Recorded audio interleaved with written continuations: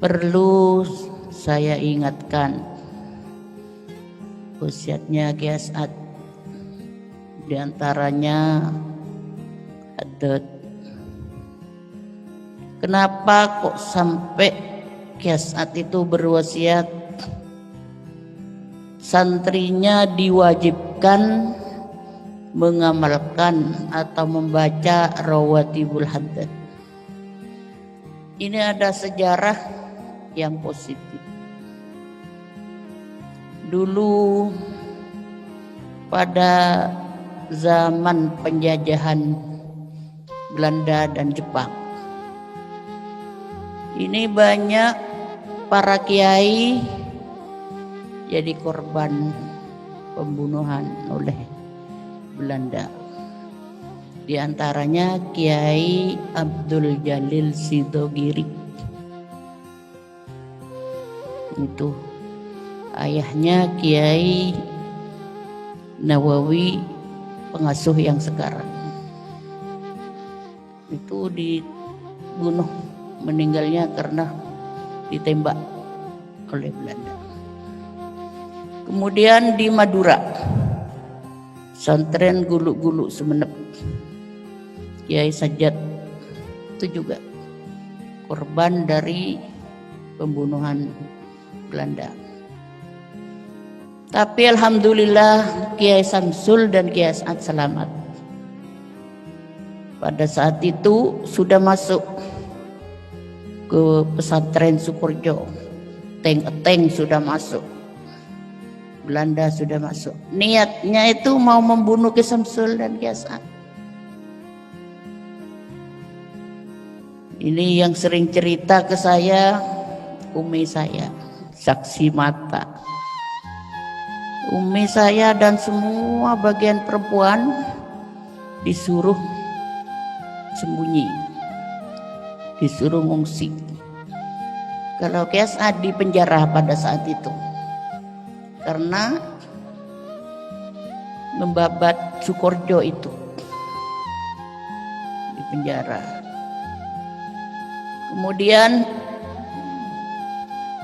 Kiai Samsul sendirian yang menghadapi Belanda, yang lain tidak boleh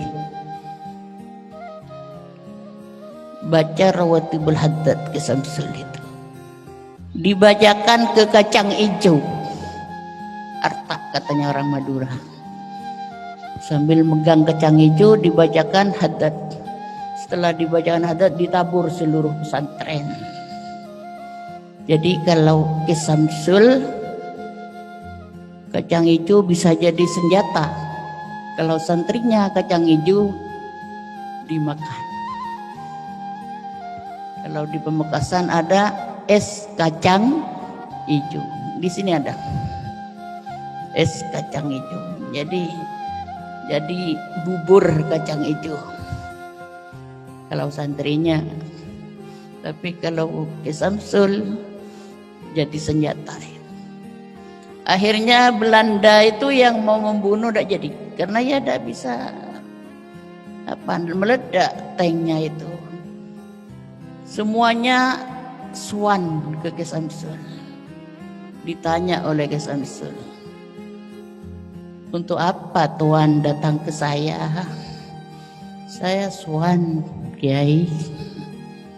Berbincang-bincang, apa isinya pembicaraan Belanda dengan Kiai Samsul. Dia cerita, saya kalau di Sidogiri berhasil Kiai, di Madura berhasil, tapi di sini kenapa tank saya ini kok tidak bisa? Jadi pesantren di sini suci, dianggap Sukorejo itu pesantren suci. Apalagi Kiai As'ad waktu penjajahan Jepang, dijajah oleh Jepang. Jepang itu masuk ke daerah Jember. Kiai As'ad baca rawatibul haddad. Jepang yang masuk ke Jember itu tidak kerasan dengan dibacakan rawatibul haddad. Makanya santrinya diwasiatkan disuruh membaca rawatibul hadat.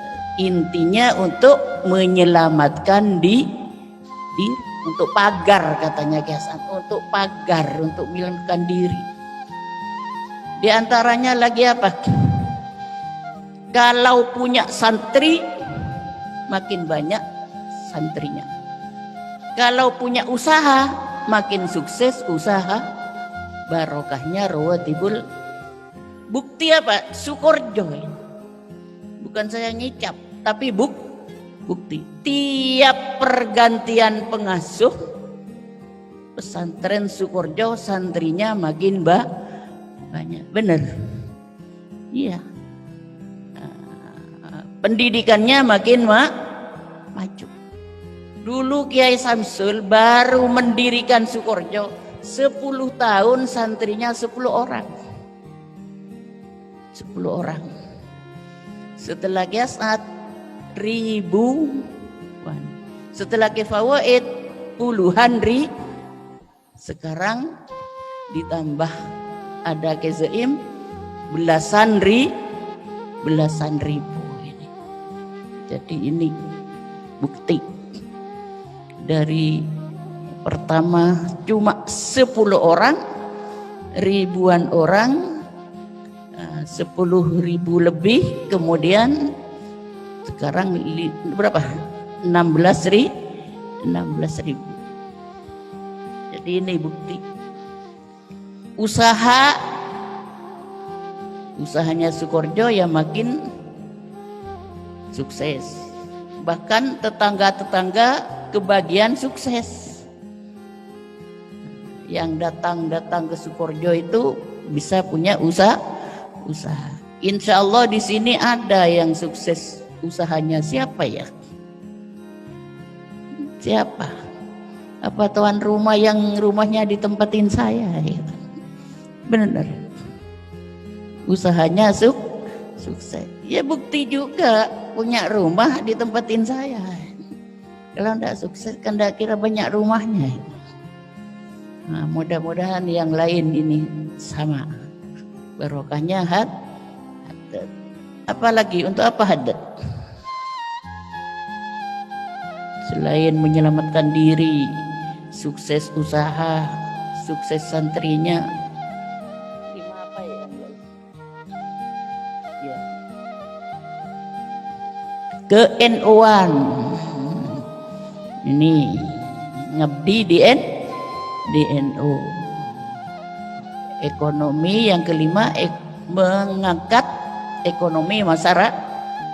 Jadi kalau punya usaha angkat masyarakat kecil, apalagi alumni, teman-temannya alumni yang belum punya usaha itu angkat, kasih apa, kasih modal atau kasih kerja, itu namanya ngangkat ekonomi masyarakat.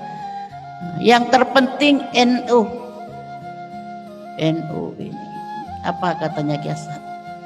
Santri saya kalau keluar dari NU tidak ngabdi kepada pendidikan NU, maka jangan bersama saya nanti di akhirat.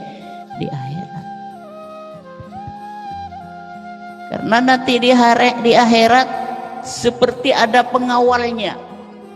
Bagi santrinya yang tetap NU oleh Kiasat akan dikawal bersama beliau. Kemana tujuannya? Ke surga. Amin Allahumma amin. Jangan kena pengaruh ajaran-ajaran yang bukan NU. Jangan kena pengaruh. Jadi harus ingat ke-NU-annya Kiasat. Ikhlas, jujur, nah itu lagi. Jadi ini yang terpenting juga, ikhlas dan jujur. Jangan jadi santri yang tidak jujur. Kiasat itu mondok di Sayhona Holil, pondok pesantren Sayhona Holil Bangkalan, ngabdi. kepada Syekhona. Jadi buah ngabdinya itu, katanya Ki As'ad, ini Sukorjo, hasil pengabdian saya kepada guru. Bahkan Ki As'ad di sana tidak segan-segan untuk membandikan kudanya, untuk membuang kotoran kuda. Memang saat itu Ki As'ad itu pamit ke Ki Samsul, saya mau mondok ke Syekhona Holil Bangkalan, mau ikut kakak saya Kiai Zaini Mun'im, pendiri pesantren Nurul Jadid. Itu dengan Ki As'ad dua pupu Minduan. Kiai Mun'im itu sepupu dengan Nyai Nursari. Nyai Nursari itu istrinya Kiai Ruham, sepupu. Itu mondok ke Syekhona, pamit ke Kiai Samsul. Apa katanya Kiai Samsul? Kamu mondok ke pesantren Syekhona Holil ngabdi, bahasanya. Tidak ada kata-kata ngaji, disuruh ngabdi.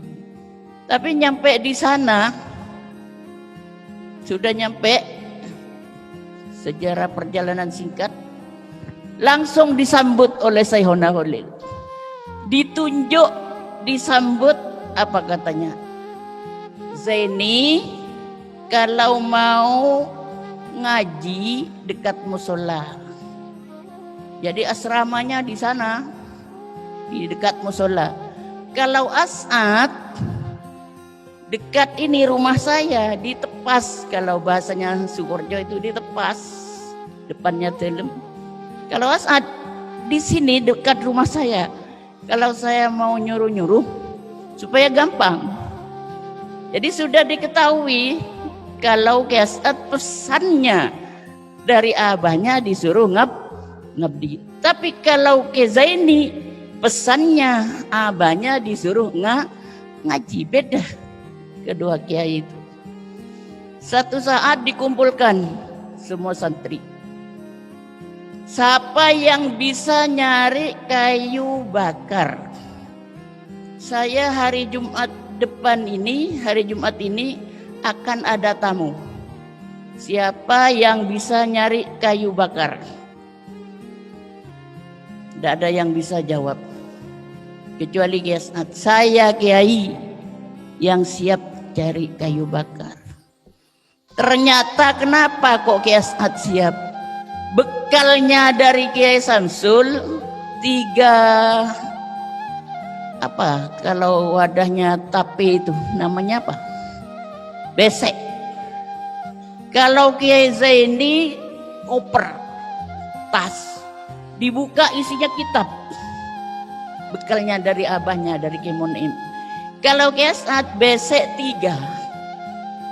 Yang satu isinya itu kalau ngupas kelapa. Kalau katanya orang Sukorjo itu pireng. Kalau katanya orang Madura, rumahnya abahnya ini bedok. Tahu bahasa kalian? Pokoknya alat untuk ngupas kelapa. Nah, itu Ki As'ad dibekal itu. Satu besek lagi, besek yang satunya isi bijinya asam. Aneh kan? Orang mau mondok dibekali itu. Apa kalian sama itu? Yang satu besek lagi isinya cangkaro, bahasa Maduranya. Nasi yang sudah bau dijemur, dicuci, dijemur, setelah kering itu bekalnya Ki As'ad. Ada yang mengatakan apa sekarang? Nasi aking. Ya.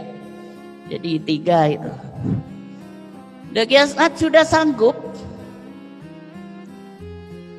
sebelum melihat apa isi besi itu. Nah, jadi nyambung antara Ki As'ad dan gurunya. Dibuka, ada alat untuk motong kayu. Katanya Ki Zaini, "Lek, ini bahasa Madura ya." "Saya ikut, Lek. Ikut sambian. Saya tidak punya alat untuk motong kayu. Cuma kitab. Gimana untuk motong kayu, Lek?" "Saya ikut." Nah, jadi Ki Zaini ikut ngabdi. Sudah nyampe kayunya itu disampaikan. "Saat Jumat ini akan ada tamu, seperti siapapun harus diantarkan ke saya." Nyampe sudah hari Jumat, tidak ada tamu sama sekali. Ada cuma satu. Orangnya berpakaian compang-camping. Tahu compang-camping? Bedel kebi katanya orang Madura. Red belerit. Kotor. Sudah compang-camping kotor. Ya kayak orang gila itu. Banyak boroknya. Kayak orang kena cacar. Banyak apa itu? Borok. Yang ada apa kalau pote-pote itu? Nana katanya orang Madura itu. Minyak nana. Boceng. Bau. Tapi karena pesannya guru, seperti siapapun, antarkan ke saya. Diantarkan kepada Syekhona Holil. Sudah nyampe di sana berpelukan. Ki As'ad saja tidak kuat ke baunya. Syekhona Holil berpelukan. Berbincang-bincang sampai lama dengan Syekhona Holil. Setelah selesai, disampaikan kepada Ki As'ad, "Anterin ini lagi. Tamu ini sampai ke jalan raya." Dan di sana memang pinggir jalan pesantren Syekhona Holil yang sekarang itu. Asli itu tempat mondoknya Ki As'ad. Diantarkan ke jalan pulang Ki As'ad. Ditanya sama gurunya, sama Syekhona Holil, "As'ad, kamu tadi jabatan tangan dengan tamu itu?" "Enggak, Kiai." "Kenapa?" "Bau. Saya tidak kuat ke baunya." "Tidak cium tangan?" "Enggak, Kiai." Jabatan tangan enggak, apalagi cium tangan. Itu Nabi Khidir. Loh, kalau begini saya pengen ketemu lagi, Kiai. Jadi nanti ini datang lagi itu Jumat yang akan datang. Berwajah apapun antarkan ke saya. Kemudian Jumat lagi tidak ada tamu sama sekali kecuali Belanda. Pada saat itu Belanda sedang gencar-gencarnya mau membunuh para kiai. "As'ad," katanya yang tamu tadi, "katanya Holil sakit ya? Holil sakit ya?" Sudah mengatakan sakit, mengatakan Holil tidak hormat sama sekali, katanya Kiasan. Berwajah Belanda. Ya setelah diantarkan ke Syekhona Holil sama dengan yang tadi. Berpelukan, berbicara berjam-jam. Setelah pulang ditanya lagi, "Saat ini anterin ke jalan raya."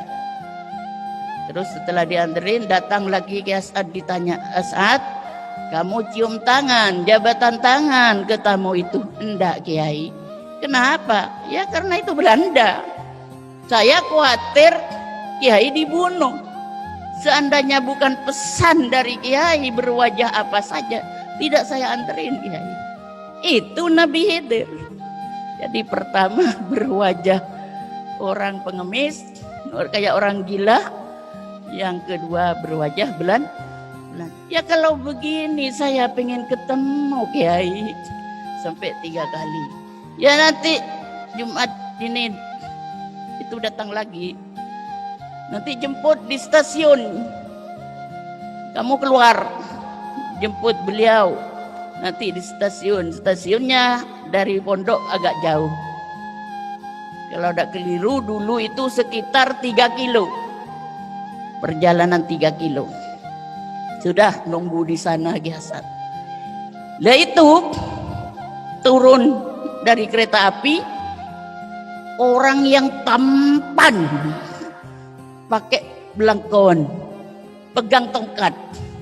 Langsung Kiai As'ad ditunjuk, kamu As'ad yang disuruh jemput saya sama gurunya Syekhona Holil. Iya. Langsung cium tangan dengan Kiai As'ad, bergandengan tangan. Setelah cium tangan, perjalanan 3 kilo ke pesantren, itulah Kiai As'ad diajari ilmu-ilmu rohani. Jadi Kiai As'ad tidak ngaji kepada Syekhona Holil, tapi ngaji kepada gurunya Syekhona Holil, yaitu Nabi Khidir yang berwajah tampan.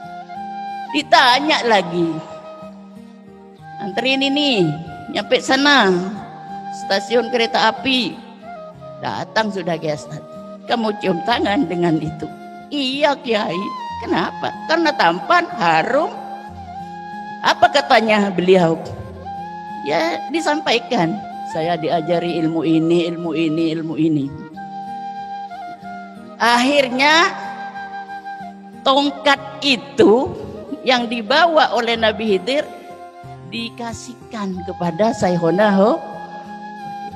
Beberapa tahun kemudian Syekhona Holil merintahkan Kiai As'ad untuk mengantarkan tongkat itu kepada Kiai Hasyim Asy'ari. Inilah ceritanya NU. Gimana NU sekarang makin besar. Sekarang ulang tahun ya. Nah, jadi NU besarnya bukan hanya di Madura dan di Jombang, tapi seluruh dunia. Saya pernah haji bersama abahnya Neng Susi ini. Di sana disambut oleh NU dan muslimat NU. Diadakan pertemuan kayak ini. Kalau ini kan Ikmas dan Iksas. Kalau di Jeddah NU dan muslimat NU. Karena abahnya ini Rois Syuriah Jawa Timur dan jajaran Syuriah PBNU. Jadi yang nyambut di sana NU dan muslimat. Jadi besarnya NU. Kemudian yang ngantarkan tasbih juga. Kalau kalian ingin tahu sejarahnya itu, biasanya yang sering ditayangkan di TV Asyarif. TV Asyarif pesantren. Jadi kalau pengen tahu, minta filenya ke anak-anak Asyarif. Itulah sejarahnya. Di sana sejarahnya Kiai As'ad yang mengantarkan tasbih dan tongkat. Nah, jadi ini kenapa Kiai As'ad itu kok sangat kental kepada NU. Dulu kalau pidato, saya ini NU, pakai bahasa Madura, engkau ria NU, mulai dari bulu na kolek NU, kolek NU, teking NU, dere NU, tolang NU, som NU. Ini katanya almarhum. Ya itu sejarahnya. Kenapa Kiai As'ad itu mantap kepada NU? Karena beliau media dari Syekhona Holil kepada Kiai Hasyim Asy'ari, dan tahu tongkat itu tongkatnya siapa. Bukan tongkat-tongkat kayak sekarang ngambil di mana-mana, tapi tongkat asli dari gurunya Syekhona Holil, yaitu Nabi. Katanya Kiai As'ad, tongkatnya Nabi Musa yang jadi ular. Apa katanya Kiai Hasyim Asy'ari? Alhamdulillah saya jadi mendirikan NU. Siapa yang menghina ke NU, siapa yang menghancurkan NU, akan hina sendiri, akan hancur sendiri. Kata bahasa Maduranya Pak, nulai. Hati-hati jangan sampai menghina atau apalagi menghancurkan NU. Ya karena itu sejarahnya itu nyambung, bukan organisasi sembarangan. Mudah-mudahan kalian dapat barokahnya. Amin, Allahumma amin. Pada saat itu juga Belanda banyak membakar rumah-rumah kiai. Di antaranya rumahnya Kiai Zaini Monim. Sudah tidak punya rumah, habis. Karena Sukorjo dikatakan tempat suci, ngungsi ke sana, ke Sukorjo. Kiai Zaini ngungsi. Ada Kiai Junaidi lagi, pendiri Pondok Pesantren Genteng Banyuwangi, ngungsi ke sana. Kiai Muthar, mbahnya Ning Susi, abahnya Kisitki, ngungsi juga ke Sukorjo. Sendirian di sana adiknya Ki Samsul yang namanya Ki Zainuddin tidak ngungsi, sama dengan Ki Samsul, siap mati untuk melawan Belanda, tapi selamat juga. Akhirnya oleh Ki Samsul, Ki Zaini dikasih itu tempat Karanganyar namanya itu, Desa Karanganyar Paiton. Kenapa dikatakan Nurul Jadid? Nah, karena di sana nama desanya Karanganyar, cahaya baru. Anyar itu kan baru. Nah, jadi ini sejarahnya Nurul Jadid. Alhamdulillah sekarang maju juga Nurul Jadid. Ki Junaidi dikasih tempat oleh Ki Samsul di Banyuwangi Genteng. Nah, itu juga petunjuk dari Ki Samsul. Kecuali Kiai Muthar mbahnya ini suruh kembali ke tempatnya. Yang sampai sekarang di sana pesantren Sumber Nangka, Desa Duko Timur, Kecamatan Larangan, Pamekasan. Silakan datang ke sana. Sejarahnya adiknya Ki Samsul yang selamat juga dari Belanda. Ada 2 musola di sana. Musola dari bambu. Selamat tidak kena bakar oleh Belanda. Walaupun dibakar itu tidak kebakaran. Tak ketonon kata orang Madura. Sampai sekarang sama saya dirawat, dimuseumkan.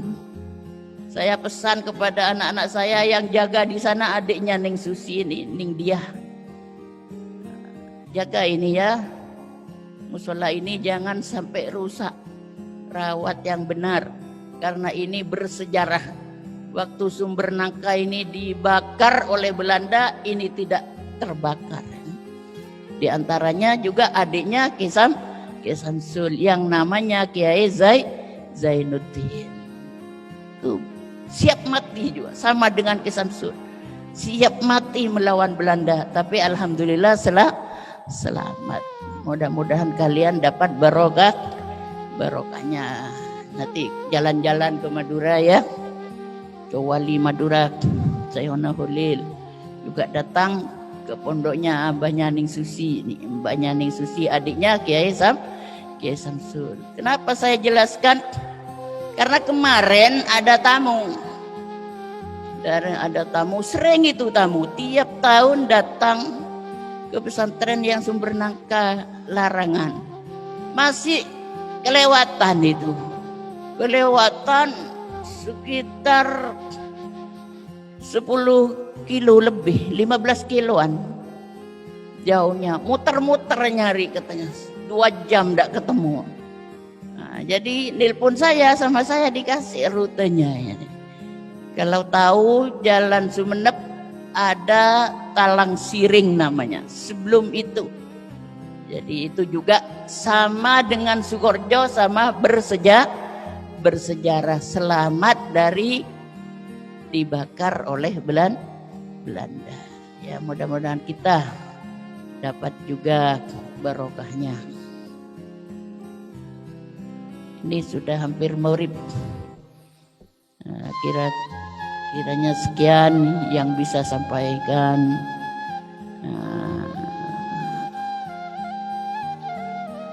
Kurang lebihnya mohon maaf. hadanallah wa iyyakum ila thoriqim mustaqim.